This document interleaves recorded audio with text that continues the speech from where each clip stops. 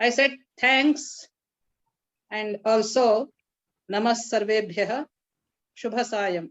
Good evening, everyone. Now, the topic the university has allotted is Itihasa and Purana. It is such a wide, rich, deep topic that it would be very difficult for us to even briefly introduce each one, that is Itihasa and Purana, because Itihasa itself is a very big topic consisting of the two great epics, national epics, Ramayana and Mahabharata, and Puranas are 18 Puranas, and of course leaving behind the Upapuranas, which are again 18. Even to briefly introduce each one, it is a matter of 3 to 4 hours. So what I am going to do is give a broad outline to this topic, an introduction to Itihasa and Purana, why they are important, how they are important, what is the place of this great literature in the literary, cultural, and educational tradition of this country. Our tradition has treated this literature as the base literature, the foundational literature for so many shatamanas, not decades. For thousands of years, this particular literature has been treated with great reverence and as a phase of literature that supports the Vedas. Just now we have heard Mr. Aditya Rangan speaking about the importance of the Vedas, especially the Upanishads he was mentioning. And the Sara Veda, the Upanishads are considered the Vedanta. Therefore, it is as much the Sara of the Vedas that we have been introduced to by Sri Aditya Rangan.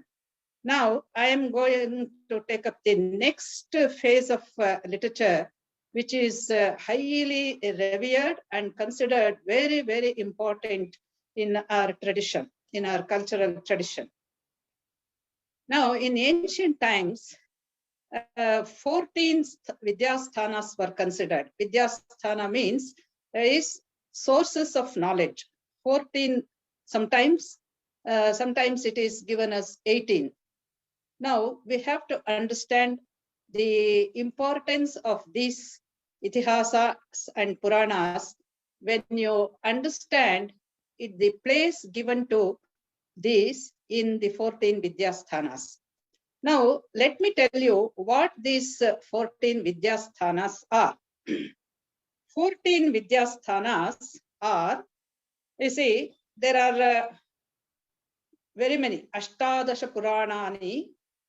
Ashtadasha Purana, that is, Purana is one, but as the name goes, Purana is one, but it is Ashtadasha, that is different. Now, what are the 14 Vidyasthanas? I will tell you what it is. I will also show you a map which has beautifully portrayed the sthanas of the position in this particular chart. The 14 Vidyasthanas are, firstly, the 4 Vedas. Next one is the Angas of Vedas. That is the 6 ancillary topics with the help of which Vedas could be understood. I'll tell you what it is. And next, the Upangas of Vedas, namely Nyaya, Mimamsa, Dharma Shastra, and Purana. So that makes 14. 4 plus 6 plus 4. This is 14 Vidyasthanas. First one is, of course, we know the 4 Vedas, Rigveda, Sama, Atharva. And next, the Angas, which are considered very important, are Shiksha, Vyakarana, Chandas, Nirukta, Jyotisha, and Kalpashastra. These 6 angas have to be studied to understand the Vedas, to understand the import of the Vedas. Next, the 4 Upangas are Nyaya, Mimamsa, Dharma Shastra, and Puranas. So in this 14 Vidyasthanas, Puranas find a place. That is what is important here. So Puranas are considered extremely significant in the group of 14 great branches of learning that one has to go through if he has to consider, if a person has to consider himself highly educated or well educated. So that is 14 Vidyasthanas. And there is another statement which says it is 18 Vidyasthanas, Ashtadasha Vidyasthanas. Now we have known what the 14 are, and adding 4 more will give us the number 18. And they are the Upavedas, namely Shilpa Veda, Artha Veda, Gandharva Veda, and Ayurveda. See, most of these we know. Shilpa Veda, of course, is Kala Veda. Shilpa is Sthapatya Veda. There are so many types of Shilpa, that is Kala Kaushala. And Artha Veda is a study about the Artha Shastra, economics. Artha Shastra is not just economics as we understand it in the modern parlance.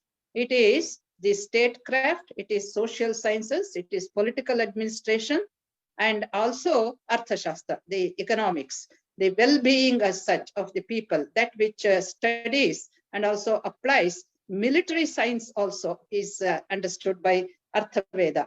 And then Gandharva Veda. Gandharva Veda, we know it is fine arts, music, dance, etc.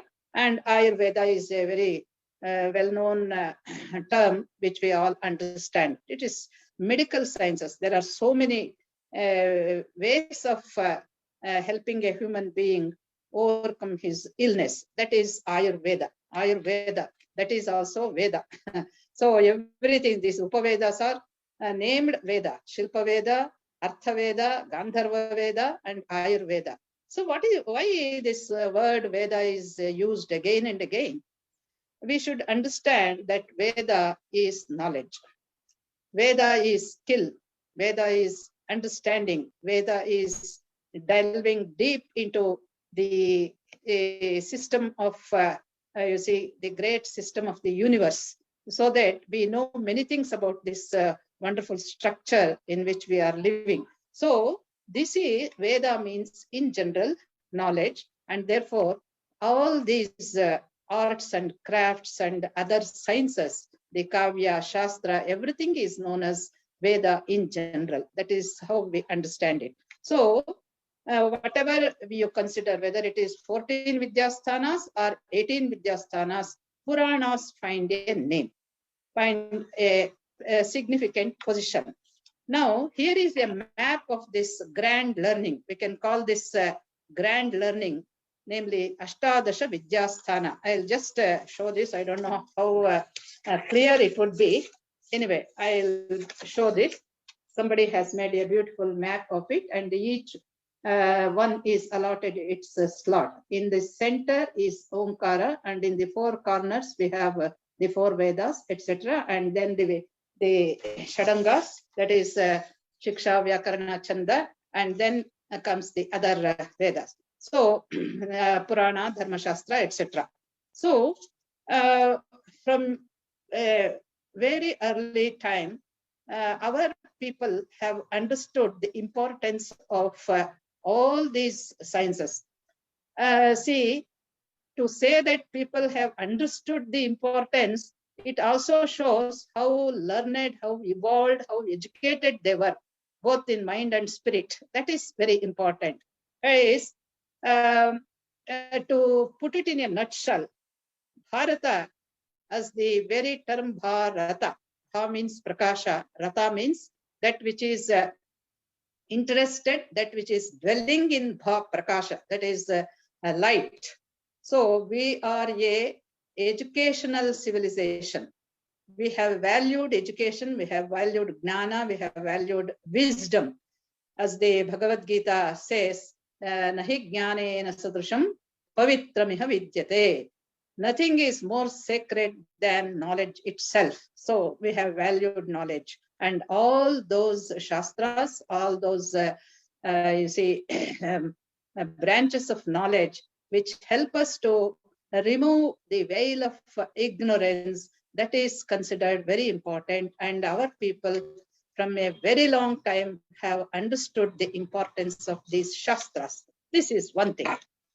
Now, coming to today, as I said, we won't be able to give a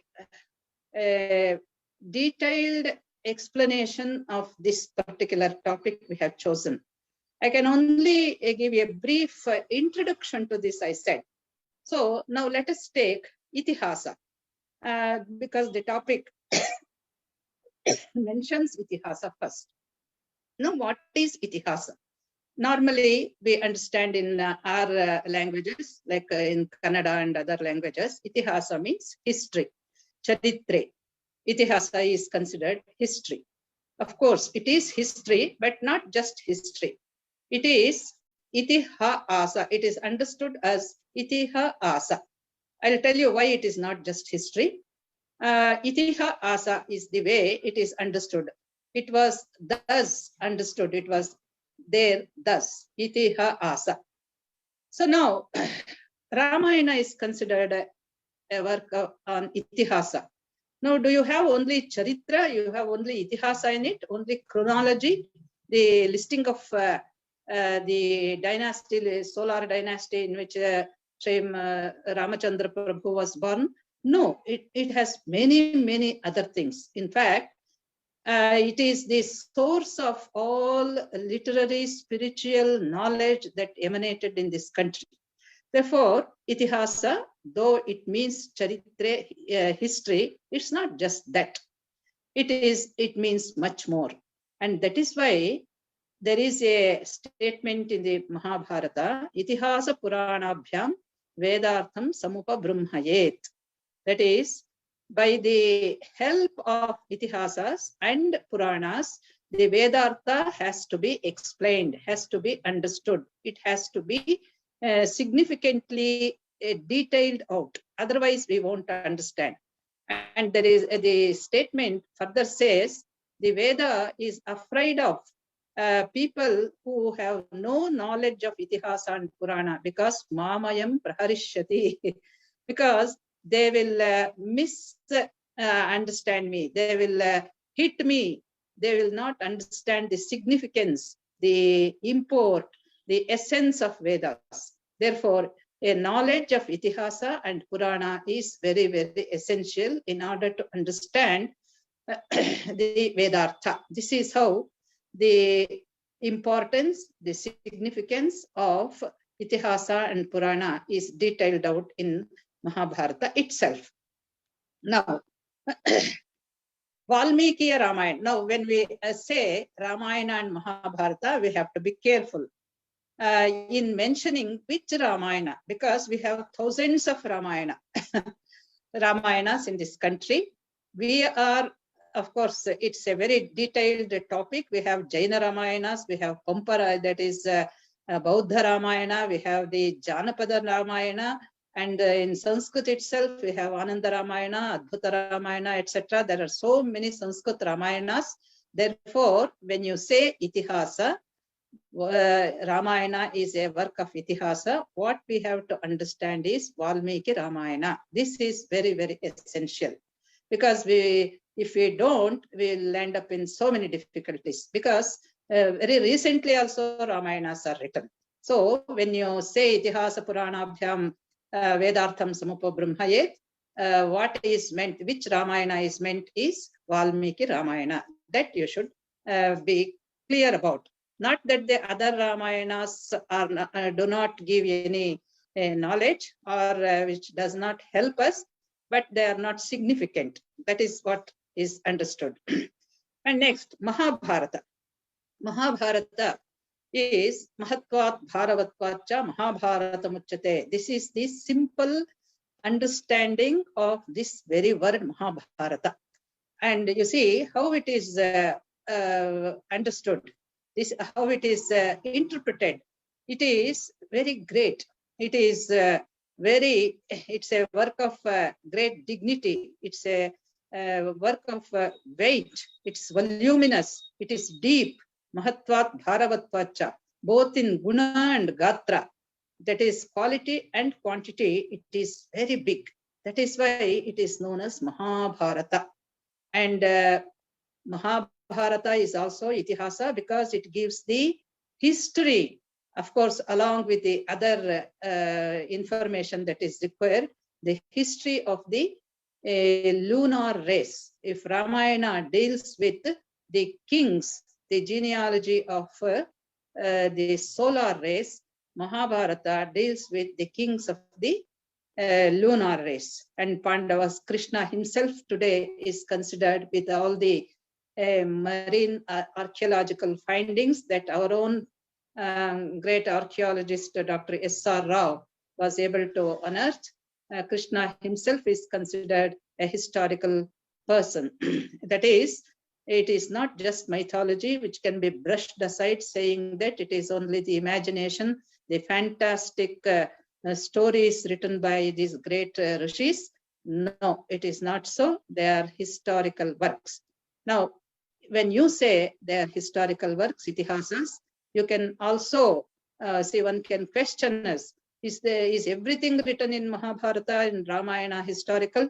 Most of it is, yes, most of it.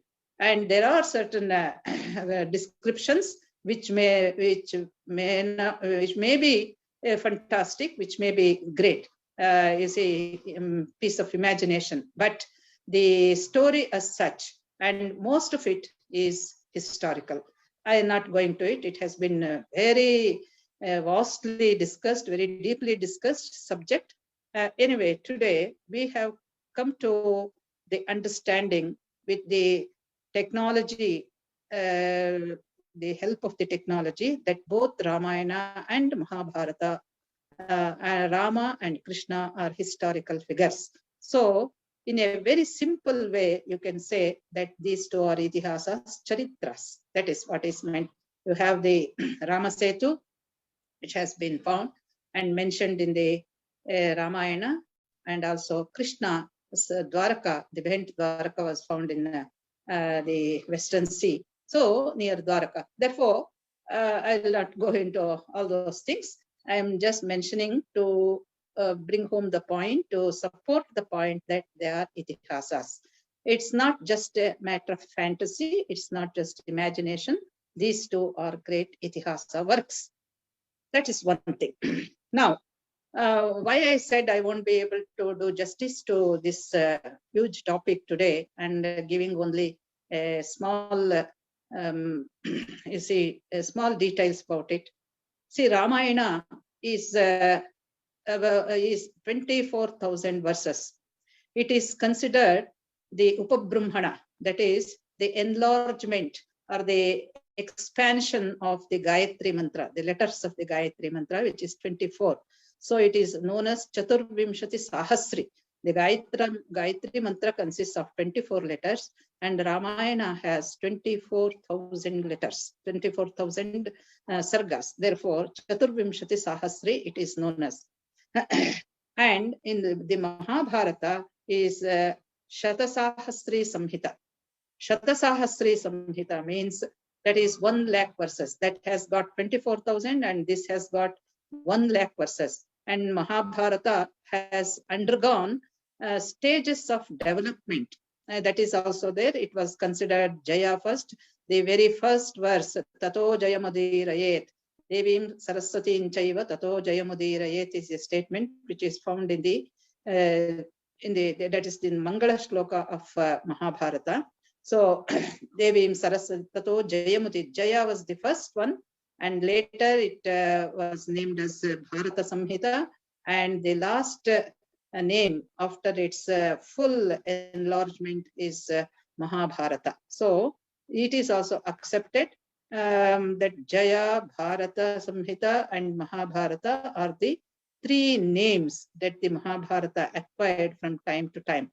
But the nucleus of it is the same, and it is not fictional, it is itihasa. That's one thing. There are so many other things which have been added to the text of the Mahabharata. You know, the BORI, the Oriental Research Institute has Pune, Bhandarkar Oriental Research Institute has made a deep study of it and has brought out the critical edition, which is supposed to be very close to, that is the Pathas, the text in the BORI text is very close to what must have been the original composition. That again is must have been. It's not fully accepted. Anyway, they have made say eminent efforts to bring out a critical text. That's one thing. So what I am trying to point out is that these two are itihasas in any sense of the term. They are considered itihasas. Now, I'll just read one or two verses from the Ramayana which support this point that it is a itihasa. Now, here is a verse. I'll read out and give the meaning of it. Ramasya charitam kutsam kurutvam rishisattama dharmatmano gunavato loke ramasya dhimataha.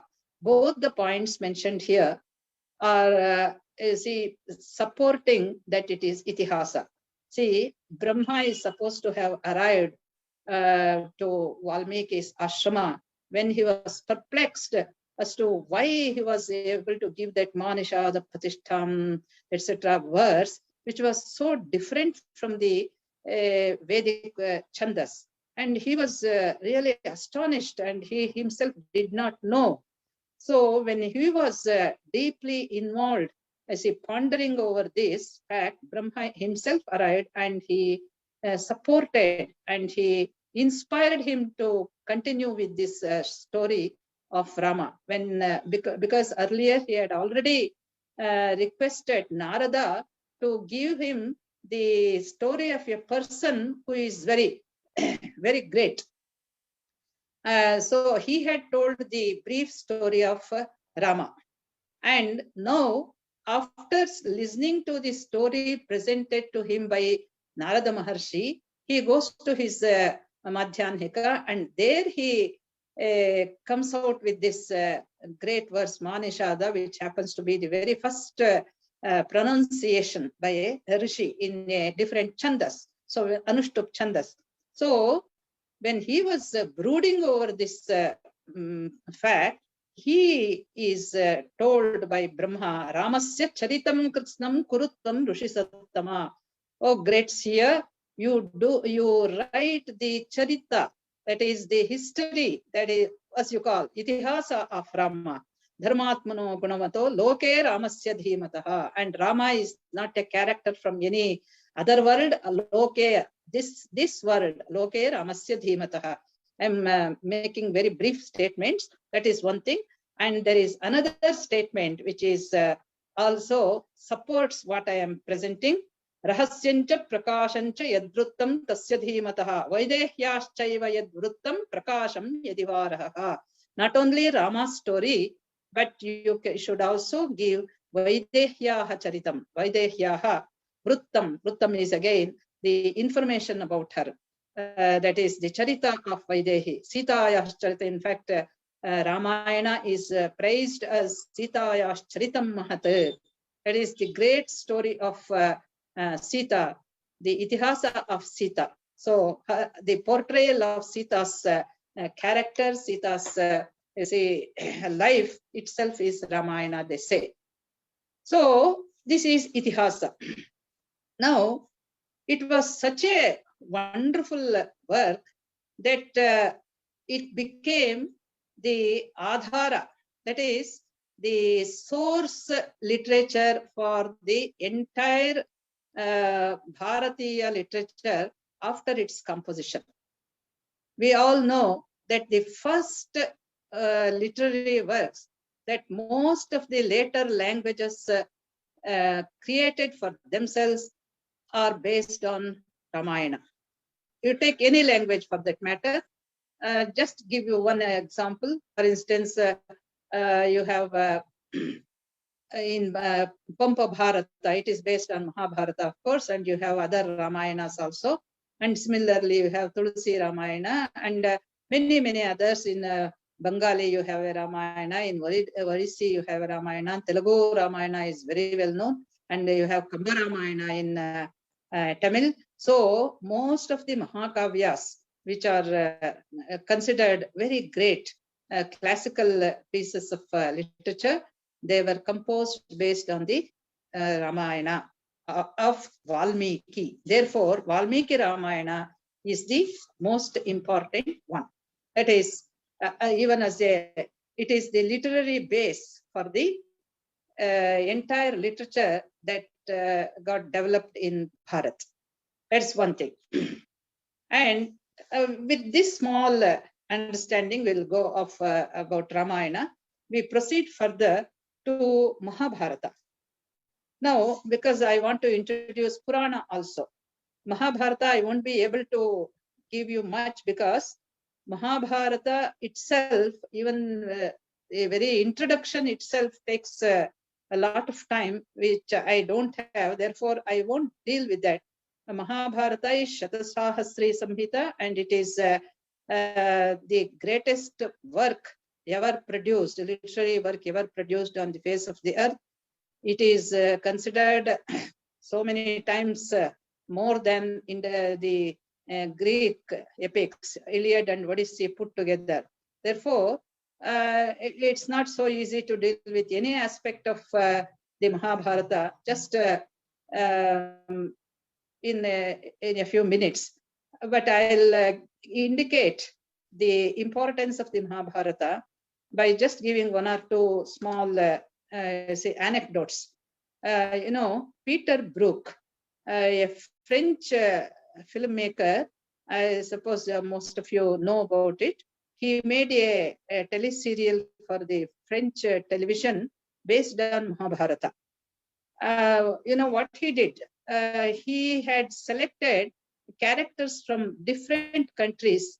For instance, Italian Krishna, American, I say Arjuna, and South African, I say Bhima. Draupadi was the only lady character portrayed by our Sarabhai, this lady from Gujarat, a dancer. So, Miss Sarabhai. So, you see, different characters. You had, you see, Africans, the blacks, we had the whites, and of course, Indian, the brown skinned persons, and many of them, when you start seeing it, you are not able to connect with it for some time at least.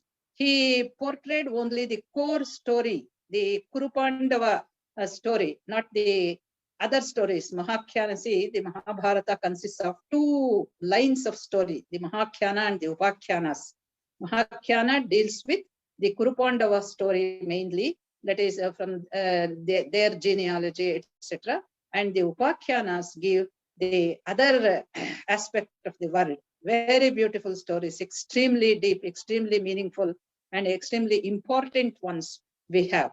So he was asked, naturally, Brook was asked, why this kind of, say, universal casting? He, in fact, I saw that, and I also heard him say in one of the interviews, he said, when he was asked why you have chosen different people of different races and countries to portray different characters of the Mahabharata, you know what he said?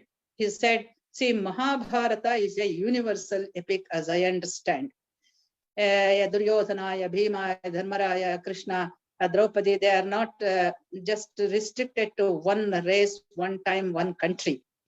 See, they portray the human feelings as such, the human, you see, the vast understanding of the human mind, whatever it is there, it is portrayed by, and the greatness, the nobility, at the same time, the depravity of the human mind, all that is portrayed by these different characters. So Dharmartha, Kama, Moksha, that is what we classify into four.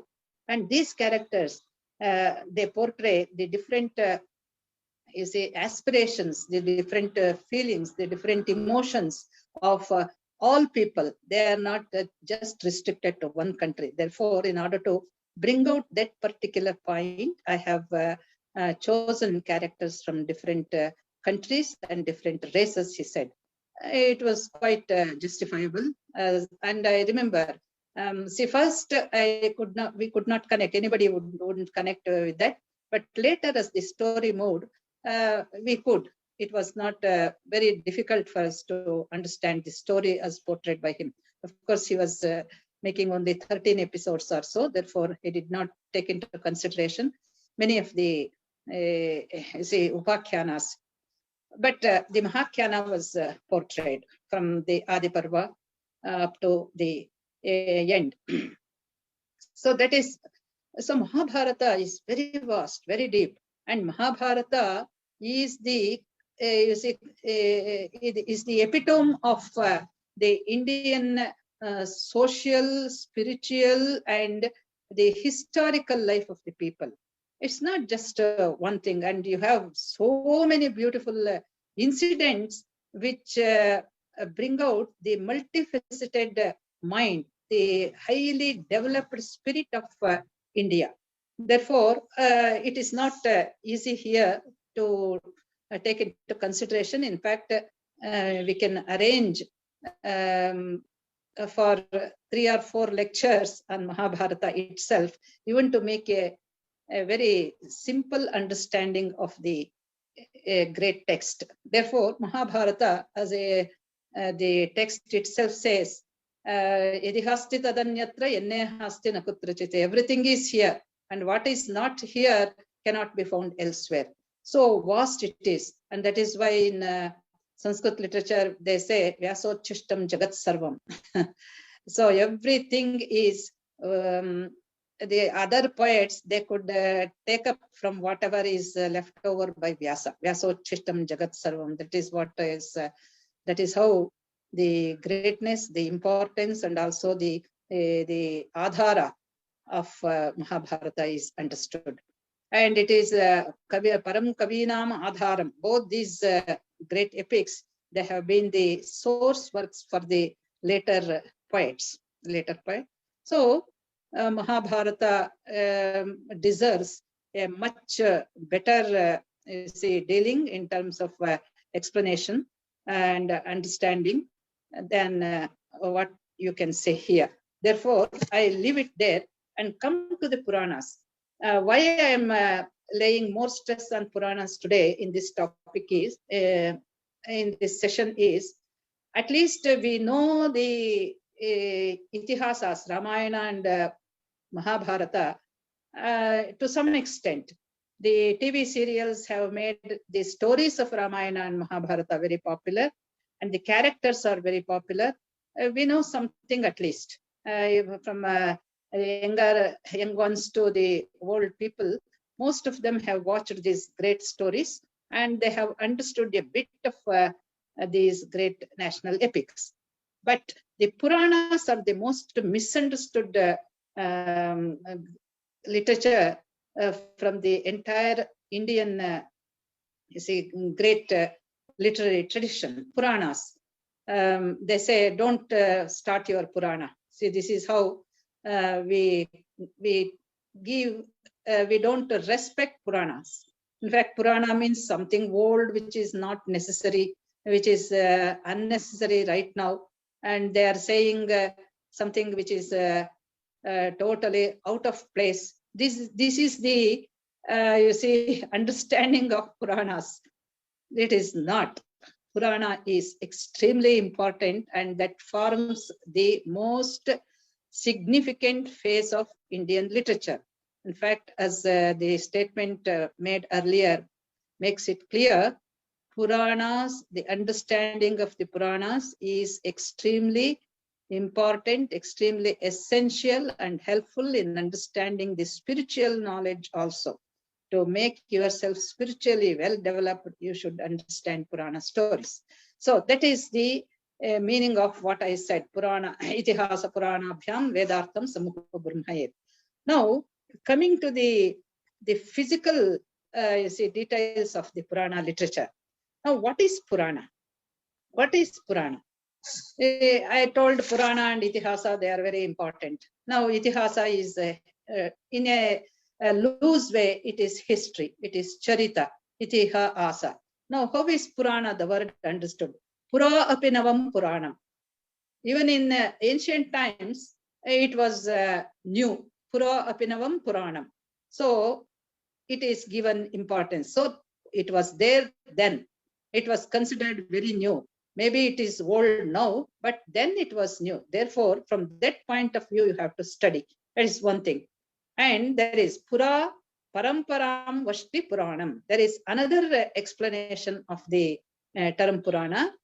Pura Paramparam Vashti. That is, it tells us about the tradition, the cultural tradition, the historical tradition, the educational tradition, the sociological tradition. So parampara is very great. And a country like India, which has lived for thousands of years, what must have been the richness of this parampara? So Puranas throw light on these. Therefore, when you study Puranas, you will understand your ancient society, their values, their way of life, and the things they respected. Everything is understood. Therefore, Pura Paramparam Vashti iti Puranam. So these two explanations are Nirukti, that is definitions of Purana are available. So that is Purana. Now, normally, what we understand by Purana is something old, not very important right now, which is unnecessary, etc., etc. But actually, what is Purana? Purana is, we know 18 Puranas, there are 18 Puranas, but what exactly is Purana as understood in the tradition itself? Now I am going to give you the definition of Purana. Sargash, this is one definition. There are so many other definitions also. This is a very popular definition. See here onwards, all those who are listening to Puranas should understand Purana in this sense, not as something what you have heard so far. Sargascha pratisargascha, vamsho manvantaranicha, vamshanucharitancheti, Puranam panchalakshanam. It is supposed to have 5 features, 5 important features. Other features are also there, but I'll explain this first. Sargascha pratisargascha. Sarga, pratisarga, vamsha, manvantara, vamshanucharita, all these are explained by Purana. These are the essential 5 features of a Purana. And not that all the Puranas have all this, but major Puranas have, and one Purana, Vishnu Purana, which I am going to give some information about later, that is one Purana which has all these 5 features. Now, what is Sarga? Sarga is origin of the universe, that is creation. Sarga means Srishti. Sarga is also the name of the section of these Mahakavyas. 10 sargas, 14 sargas. Now there are so many sargas, parvas, etc. These are all sections, names of the sections of great epics. But here, origin of the universe, that is creation of the universe, that is primary creation is mentioned here. How the universe started. You know, this itself, what an important, what a deep, profound topic it is. How the world started, how the universe was created. See, it is not like on such and such a date, some 4,000 years ago, the world was created. This is not at all the process of creation. It starts with the atoms, and how the atom, the matter itself, it cannot start. Therefore, there is the force, there is some life force, some Chaitanya behind it. So it will help you understand and go deep into the roots of this universe. That is the Purana. So creation, that's a very important topic, a very beautiful topic, and there are so various ways of explaining the origin of the universe. That is the how the primary creation occurred. That is Sarga. Next, Pratisarga. Pratisarga is, it can be secondary creation and also dissolution. Pratisarga is Laya. See, in Indian understanding, we say this world is created and it also gets dissolved, dissolution also takes place. Sarga, Srishti and Pralaya, we all know about it. For Indians, it is very easy to understand. Srishti and Pralaya. And intermediary Sarga is also there. See, that takes a long, there is a long gap between the primary creation and the final dissolution. But in between, so many things come into being and they also go away. Daily flowers bloom and by evening there will be no more. Similarly, human beings, they have a very small span of about a maximum about 100 years. There are so many other animals which live for 14 years, etc., 15 years, 20 years, etc. So this is intermediary creation and also laya. So this pratisarga is also, a lot of information about pratisarga is also given. And they speak of the final dissolution in 3 terms, that is Jala Pralaya, Agni Pralaya, Vayu Pralaya, etc. We are, you see, Sakshi witness to this kind of Jala Pralaya during rainy season. So many things are destroyed owing to excess of rains. Similarly, these tempests which cause a lot of destruction, etc. So Vayu Pralaya. So Pratisarga, Sargascha, Pratisargascha, Vamshaha. Vamsha means here the genealogies of the divine and the ancestors, that's Pitrus, Devas and Pitrus, genealogy of the Devas and Pitrus. For instance, Indra, Agni, Vayu, etc., Devatas, Rudras, Aditya. This information is found in the Vamsha aspect of the Purana. See how profound it could be. Can it be just an unwanted thing? It is so deep and it throws light on extremely important and very unfamiliar topics, unfamiliar to us who are not delving deep into the ancient knowledge. And of course, today, technology, science is improving so much that we are able to have some understanding of the origin of the universe, etc. See, for instance, the Graha Nakshatra, all these things are given here in the Vamsha, that is Devas and Pitrus. And Vamsho Manvantaranicha. Manvantara, see this time scale, ours is a linear, circular time scale we have. And here there are different Manvantaras. Each period is presided over by a specific Manu, that is Manvantara. So Manvantara means the time scales presided over by different Manus, Swayambhu Manu, Vaivasvata Manu, etc. So the details of this Manvantara, these Manvantaras are also given in the Puranas. And Vamshanucharita. Vamshanucharita means Vamsha already has occurred. That is about the Devas and Pitrus.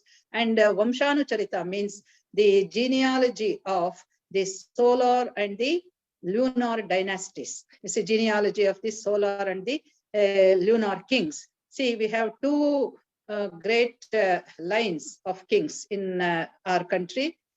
As I have already mentioned, the Ramayana deals with the kings in the solar race, kings of the solar race, and that is Surya Vamsha.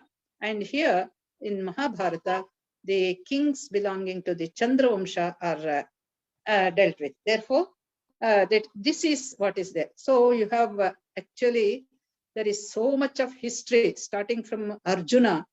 At the end of the Mahabharata war, we know only one person, only the Garbha of Uttara was left, and she delivered Parikshit, and with that too with great difficulty, and the line of Parikshit continued. So the Pandava line, that is the lunar race, continued.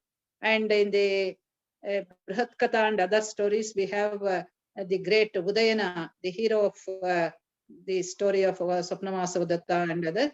He is mentioned as belonging to the Chandra Vamsha, that is the Pandava Kula, Pandava Vamsha. So the Kurus, their cousins, all of them, they died. So this is Puranam Panchalakshanam. This is the Lakshana of the Purana. So this, all the Puranas may not give this in equal measure. Some Puranas have all these 5. Some Puranas give extreme importance to some aspects.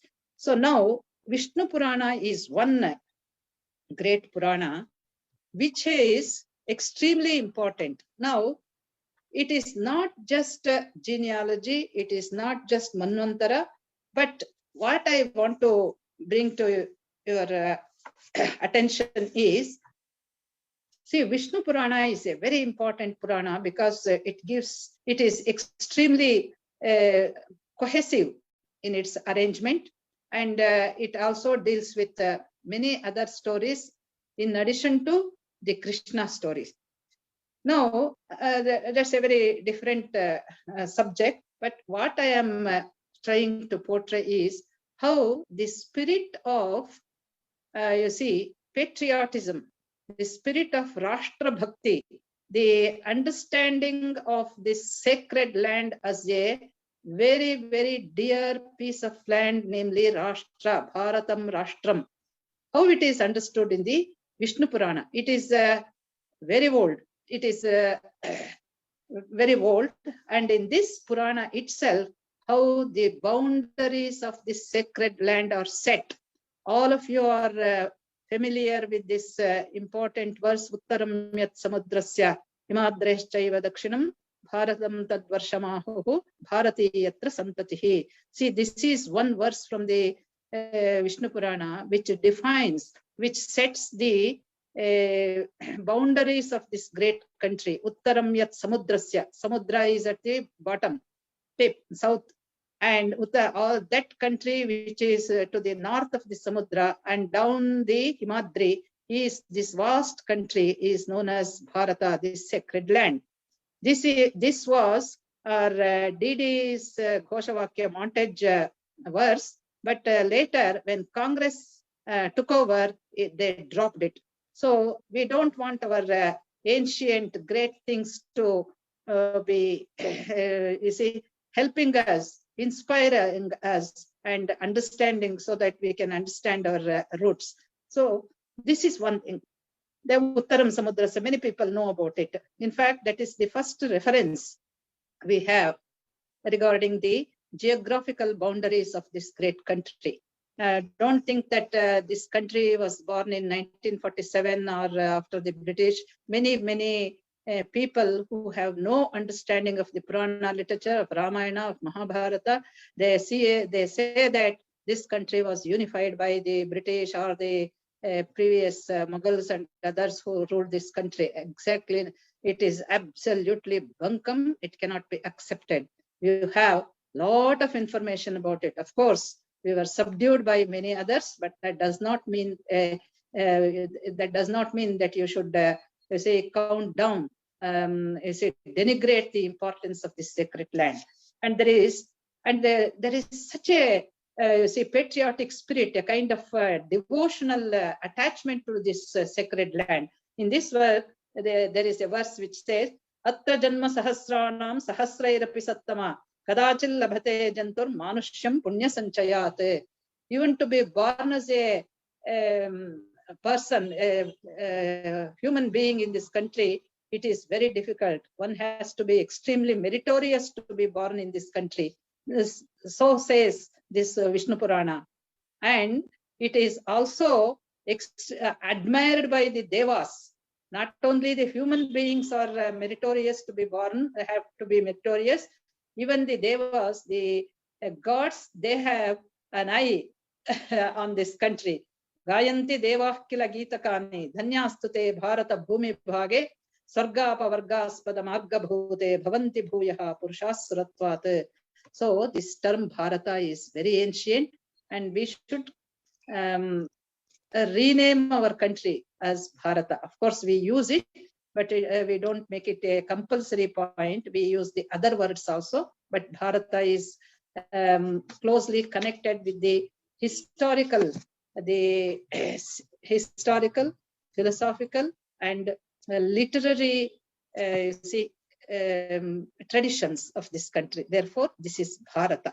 And Bharata itself has such a beautiful meaning. So now, this is one thing. Now in the Bhagavata Purana, which is another very important Purana, you have Manas Shastra. I don't think I have time to go into all that, but I am going to tell you the number of Puranas we have. How many Puranas we have? There are 18 Puranas, I said. 18 Puranas. These 18 Puranas are major Puranas. Just as in Natya Shastra we have 10 Rupakas, major Drishya Kavyas are major plays, and minor plays 18 the Upa Rupakas. Here also we have major Puranas which are 18 and minor Puranas which are we don't even say minor but Upa Puranas, ancillary ones, which are another 18. So Puranic literature, they have calculated the entire mass of Puranic literature amounts to about 4 lakh verses. And you should be knowing that the Maharajas, just now we have concluded Dasara festival, the Mysore Maharajas, they complete in their understanding and also deep devotion to our culture and tradition and learning, they got the entire literature, Purana literature, Veda literature, translated into Kannada. And the 35 volumes, 40 volumes, and Jaicham Rajendra Vadiyar, and we should be ever grateful to them. And there are many other scholars who have translated this Puranic literature into Kannada. Very beautiful translations are available. Very fascinating stories are there in this. And of course, you know, most of the vratas, the Tirtha Kshetras, the importance of it, the descriptions of it, everything which is embedded in our life, in the social life, is from Purana. Now I am going to give you the names of the Puranas. The names of the Puranas are Brahma, that is Brahma Purana, Padma Purana, Vaishnava Purana, Shaiva Purana, etc. What is very interesting is in Indian tradition, when there are many small things, they give a cryptic, a sutra type. You have already been introduced to the sutra type of literature, very cryptic sentences. Now here is a code verse which will make you understand all the 18 Puranas. You can name all the 18 Puranas if you just know this code verse. I'll read it out. It is very common in our tradition. Madvayam bhadvayam chaiva bratrayam vachatoshayam nalimpagni puranani puskam garudamevacha. This is a very simple verse, anushtup verse. Madvayam, that is 2 Puranas starting with the word ma. What are those? I'll just explain it so that people can understand. Matsya and Markandeya Purana, 2 starting from ma, Madvayam, Bhadvayam, 2 starting with Bha, that is Bhagavata and Bhavishyat Purana, and Bratraya, and then Bratrayam, 3 Puranas starting with the letter Bra, that is Brahma, Brahmavaivarta, and Brahmanda. That is one. And then Vachatushayam, 4 starting with the letter Va, Vakara, Vishnu, Vayu, Varaha, Vamana. And then Nalempa, and each from Na, each one from Na, Li, Pa, etc. Now one is, one starting with Na is Agni Purana, that is Naradiya Purana, Agni Purana, Na, Agni Purana, Padma Purana, Linga, Kurma, Skanda, Kuskam, Garuda Mevacha, and Garuda Purana. So this is a very simple verse which helps us remember all the 18 Puranas if you commit to your memory. That is one thing. And these Puranas are also studied separately. You see, they have a different way of categorizing these 18 Puranas as Sattvika Puranas, as Rajasa and Tamasa, and Vaishnava Puranas, Shakta and Shaiva Puranas, etc., etc. See, for a detailed study, you need to categorize, you need some systematization. That is also done in while studying the Puranas. Therefore, these are all very heavy topics to be dealt with in half an hour or 45 minutes. I have just introduced this only to make the listeners understand that how vast it is, and what time we have to invest even to understand each subject, each one, like Itihasa or Purana or any other thing. You see what time we have to invest and how deep we have to go. And there are so many works which have dealt with this, and there are many things which are also available to study. Many works. For instance, I remember one by our Galagali Pandarinatacharya. His Sanskrit and also Kannada are so beautiful. This Purana literature has been, and his Padma Purana translation in Kannada is extremely beautiful. Even to study that, read that Kannada itself is a great pleasure. He was a literary genius. So many people have translated. Bhagavata Purana has been translated to Kannada because and English, and many the spiritual aspects found in this Purana. And one more thing I have to mention before I stop is the Bhagavata Purana gives in a nutshell the Manashastra of Bharata.